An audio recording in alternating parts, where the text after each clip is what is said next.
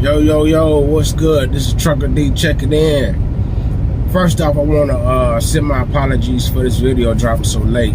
Y'all, I've been running real hard, so I only had enough time to go home and take a shower and get something to eat and back at it again. So I know I told y'all this video was going to be dropping last Sunday, but I've been running. So now that I got a chance, let's jump into the meat of things.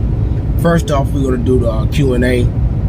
I want to address a couple questions that was left in the comment section. One of them was, I don't want to be in your pockets or nothing, but with 31 cents per mile and a good 2,300 to 2,500 miles that week, what would you normally take home after taxes?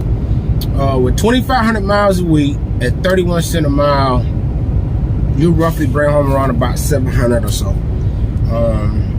It depends on how many dependents you got or what all coming out your check, but roughly around 700 would be your take home.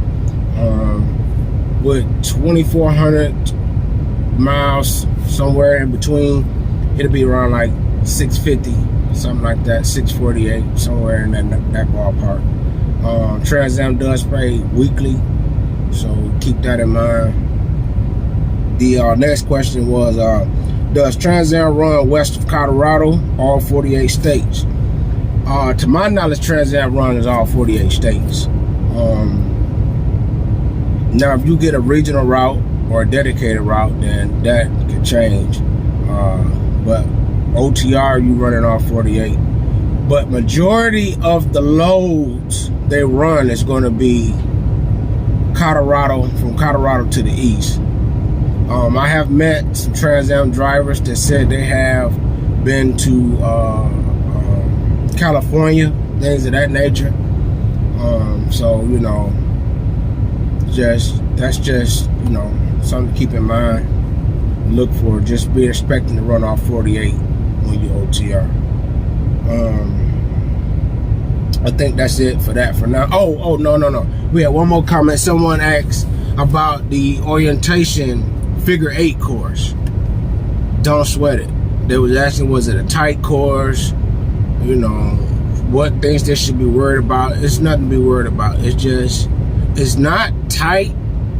It's a course. It's not really set up like a figure 8. It kind of is and it's not.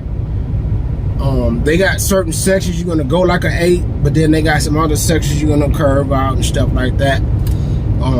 My thing is, whoever goes before you, the people that goes before you, watch what they do so you can learn how to maneuver the course. That's going to be my best advice to you to pass it. Watch them. Don't be over there talking and BSing around. Pay attention to what they doing, which way they going, which cones they going around. So when it's your turn, you going to get in the truck and be like, okay, which way I go again, or which cone I'm supposed to go around. You're going to be like, all right, I seen this guy go around this cone, or this lady go around this cone, and she came back this way, or he came back that way. So that way you're going to know what you're doing.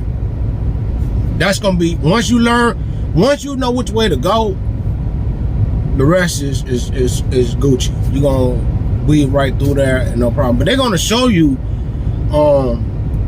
how to do it, but they're only going to show you one time. So you got to be paying attention. So, and then after they do that one demonstration, they're gonna ask who wanna go first, and they're gonna go from there. Don't nobody wanna go first, and they're gonna just start calling names off a list. Let's go. And from there, that's how it's gonna run to the end of the course. But it's not really no tight course. If you just pay attention, watch your trailer, watch where your trailer's swinging. Anytime you making a turn in these big trucks, I don't care whether it's on a course or in the real world, you need to be watching the mirrors.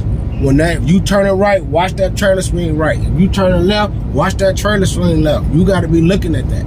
You can't just be turning to the right and looking to the left, because you're going to be in a run over a stop sign, a hydrant, or somebody toes, or tow up some stuff. So you got to keep that in mind. My next subject or topic is, you cannot help everybody. You cannot help everybody. Some people out here just don't want to be helped. I ran into a young lady the other day. Matter of fact, she was a Trans Am driver. I was at my final dropped off, had picked up my empty, was in the processing of getting my tandem set, and I seen her over there. She was dropping off a load, and she was trying to slide her tandems to the rear before she picked up an empty, and she was over there struggling and struggling and struggling. So I seen the lady. And me, when I see people struggling, I try to do my best to help, because didn't nobody help me. You know what I'm saying? I got all my stuff out the mud, and getting out the mud means I had to figure it out on my own. Once again, Trans Am don't have no trainers or no mentors to come out here and hold your hand. So everything I learned, I pretty much learned it on my own, or I got family members that been driving trucks for over 25 years. I call them and be like, hey, yo, you know, what I need to do in this situation, and they be like, do this, do that, do this, and do that. And I do what they say, and it works, and it helps. So other than that, you know, it's a figured out type of deal. So I seen the lady struggling, so and I'm like, well, she's a fellow coworker, so let me help her out. I was like, you need any help? And she was like, yeah, I can't get my tandems to slide to the back. So I go back there and I looked, and I'm like, well, I see one of her pins, the trailer had wedged one of the pins to where it wasn't gonna go in anyway because it was wedged against the pin. So I'm like, well, you need to rock your trailer to free up that pin for one. So she did that, freed up the pin. So she got out and she pushed the release button to make the pins go in, and 3 of the pins went in, one of them didn't. So I'm telling her, I'm like, well, normally when this happens, you gotta push your trailer brake in and leave the parking brake on and give it some gas. That's building up pressure in that trailer line. Once that pressure builds up in that trailer line, you can go and pop that brake out and go pull that pin, and now pull that release valve. 9 times out of 10, those pins gonna go in. And if that don't happen, then you go back, you get in the truck, and you drive around the parking lot 1 or 2 times. And then once your governor cut out, you're gonna be pretty much set, because you done built up that pressure. You go in there and hit that valve, I guarantee them pins should just go bloop, pop right in, slide your tandems to keep it moving. So I'm telling her, and she listening.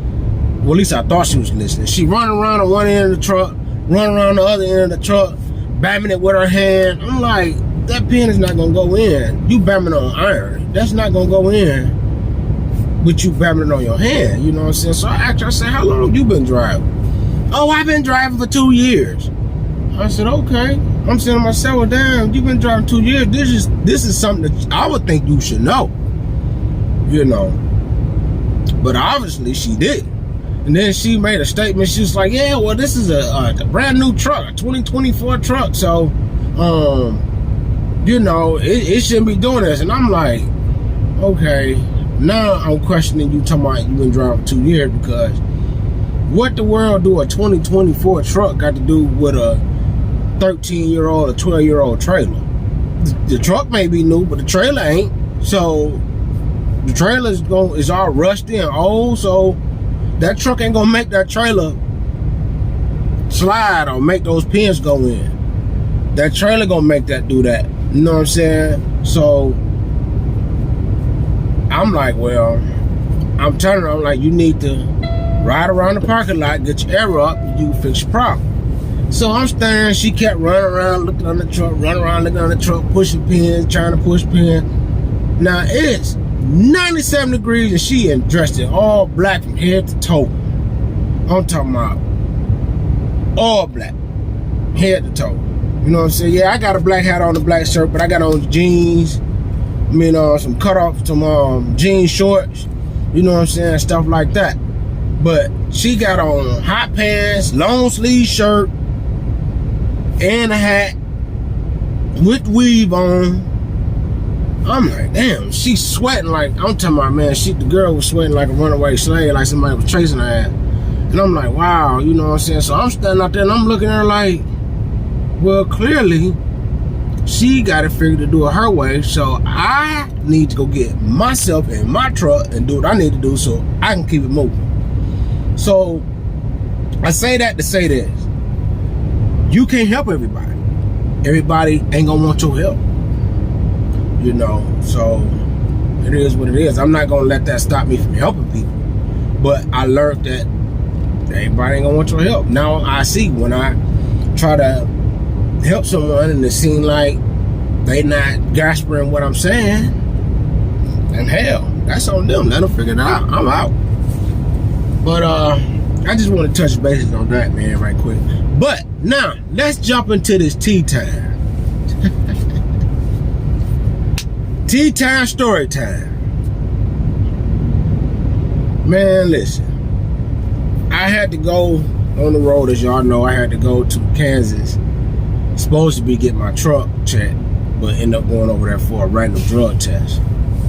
So on my way back, I had to take a load over there, then pick up a load in Iowa and take it to Indiana. So I picked up the load in Iowa and I'm taking it to Indiana, but on my way in Iowa, I'm on Interstate I-80. So I stops at the world's biggest truck stop. That is something to see. I mean, I was amazed at this truck stop. It got a movie theater for truckers. It had a barber shop. It had a dentist. It had a chiropractor. It had a massage. You go in there and get a massage. They had a laundromat in there, like, it's for truckers, but it was almost like a real laundromat. You know what I'm saying? Like 10, 11 washers and dryers. We had a flat screen in there. You can watch TV while you getting your clothes did. They had a Taco Bell. They had Wendy's. They had a steamed bagel. They had Dairy Queen. They had a buffet place in there. You know, that's when my ass went to the buffet. Don't hate. Went in there and smashed it. I'm talking about, man, they had mashed potatoes and gravy and fried chicken and cornbread. Oh yeah, I went in there and got it in. But so I'm in there and I'm walking around. This place is huge. It's like a mall almost. I was amazed that this is a truck stop. And I'm walking around, looking at everything. So I'm like, I need to get my shower, and then I'm gonna get me something to eat, and then I'm going back to the truck and lay it down. So in the process of me walking around, I see this young lady when I walk through the door. So when I walk through the door, I see her looking at me. So I see her, and I'm like, well, damn, she must just got the shower heading to her truck. So I goes on, I'm walking around, minding everything, looking at everything they got. You know, I'm walking around like, wow, you know, this is nice. You know, I'm just admiring the whole atmosphere. So I get to the food court part, walk around, see what all they had to eat, trying to see what the choices was. Guess who I see again? Beelining straight towards me. It's the chick. So I'm like, damn. No, let me back up. I had went and took my shower. And after I got my shower, I was like, well, let me go to the food court to get me something to eat. So I'm walking through the food court seeing what they got. I sees the little chick. So she beelining straight to me. So she walks up to me. She's like, hey, how you doing? I'm like, hey, what's going on? She's like, nothing much. I'm like, what you got going on in here? You know what I'm saying? Because I'm like, damn, you just hanging out in here like something, you know. It's just, I'm the type of person, I'm from Detroit. So we peep everything. We don't just go and be happy-go-lucky. If we are, we still watching everything around us. We peeping everything.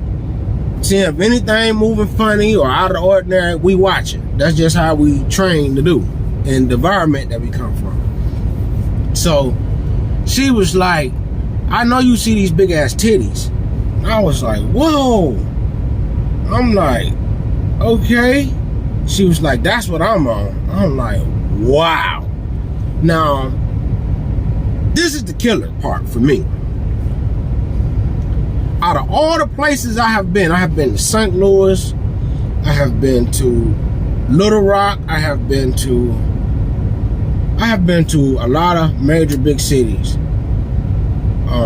Orlando, the list go on and on and on. And I have seen lot lizards.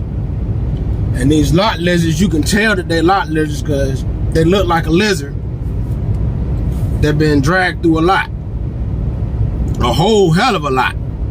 You know what I'm saying? They you can tell them they look like they on some type of hard drugs, meth, crack, or whatever the case may be. And someone walk around, ain't got no shoes on. Their feet look like this steering wheel on the bottom, and it's just, you can tell when you see them. I was not expecting what I saw. Throwed me all the way off. For one, this lady was like around about 23, 24. I thought the lady was a truck driver. I didn't ever even suspect the lady was no damn lot lizard. And I did not expect to get approached by no lot lizard out of all places in Iowa in the middle of cornfields. This truck stops, sits in the middle of fields right off the expressway. Ain't nothing around there but just fields and fields and fields as far as you can see. Once they've been down that road, y'all know exactly what I'm talking about. But I was expecting for something like that, my first encounter, to be in St. Louis or Memphis or Nashville or something like that, you know. Tampa, places like that. I did not suspect to be out in the middle of nowhere that I got approached like that. But I told her no thanks, you know, I'm good. She was like, no. I know you got about $1.50 in your pocket. I'm like, whoa, baby, my job don't pay me that damn good. And she was like, well, what about $1.40? I'm like, no, I'm good. I'm about to pass. I said, matter of fact, I got to go over and get me something to eat.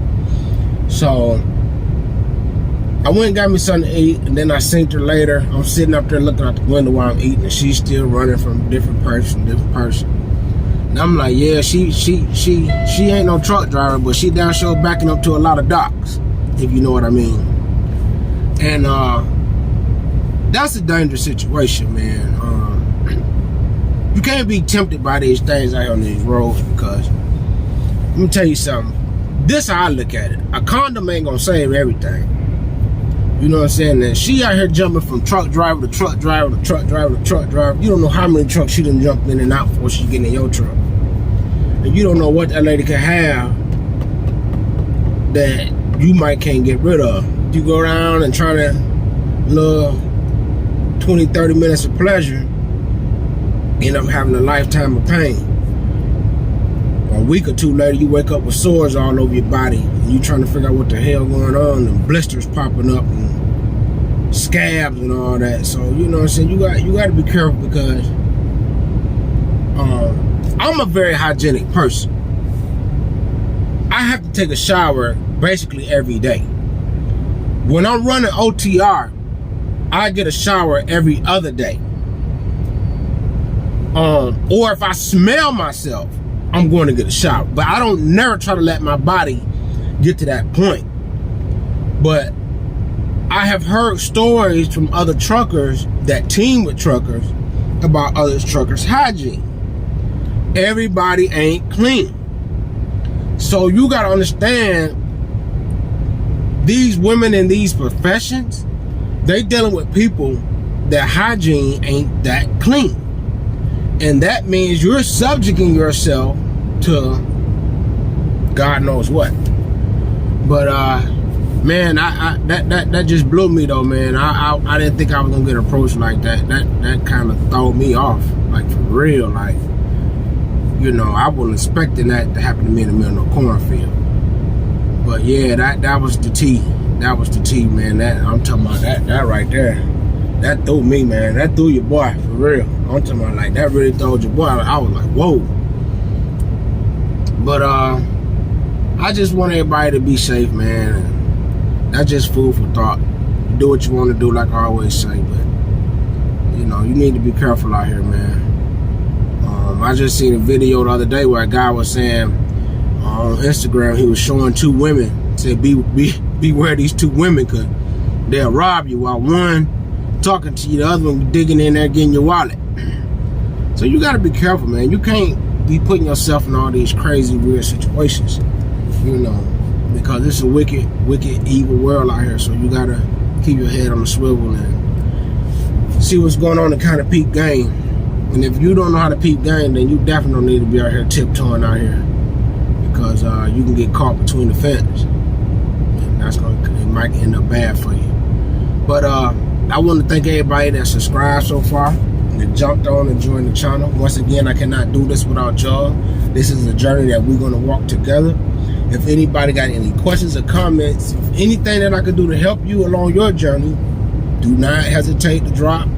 I will get back. I read every comment that comes through. Every single one I read, and I reply. Well, if I don't reply back to it through the text, through YouTube, I will drop a video and address it, one or the other. But everybody else, stay safe. Remember, keep your head on the swivel. I 10 by 10. Peace.